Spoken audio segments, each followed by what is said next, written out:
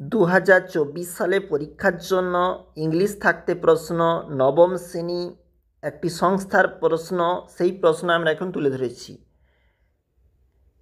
দেখো, at 10 o'clock the zoo gates open and the first, এখান থাকতে যে তোলা রয়েছে যে প্যাসেজ, এখান থাকতে রয়েছে কিন্তু প্রশ্নপত্র। এটা হচ্ছে নবম শ্রেণী ইংলিশ থাকতে তোলা সিন অংশ, তার নিচে প্রশ্ন, টিকমার্ক এবং কমপ্লিট দি ফলোয়িং সেন্টেন্সেস বলা রয়েছে, এবং নিচে কিন্তু একটা পোয়েম রয়েছে, I have to see the cottage smoke, এটা দিয়ে শুরু হয়েছে।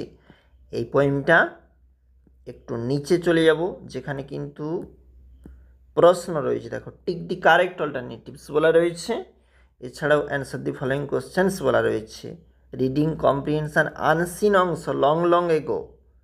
দেখো, অবশ্যই গুরুত্বপূর্ণ থাকছে, এটি একটি সংস্থার প্রশ্ন, টু ফলস বলেছে, এবং টু ফলস লেখা হয়ে গেলে সাপোর্টিং স্টেটসম্যান যেটা লিখতে হবে তোমাকে, অ্যান্সার দি ফলোয়িং কোশ্চেন্স বলা রয়েছে, 2x2 4 নাম্বার রয়েছে কিন্তু এটাতে।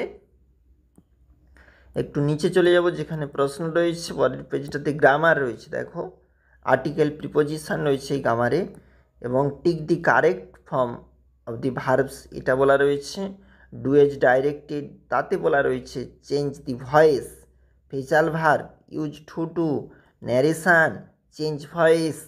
এরপরে তোমাদের রাইটিং রয়েছে, write a letter to your father asking his permission to go A friends birthday party, তুমি বন্ধুর বার্থডে পার্টিতে যেতে চাও, বাবার কাছ থাকতে পারমিশন নেওয়ার কথা বলা হয়েছে। এবং write a paragraph about 100 words the scenes of summer day in your locality, অবশ্যই গুরুত্বপূর্ণ। দেখবে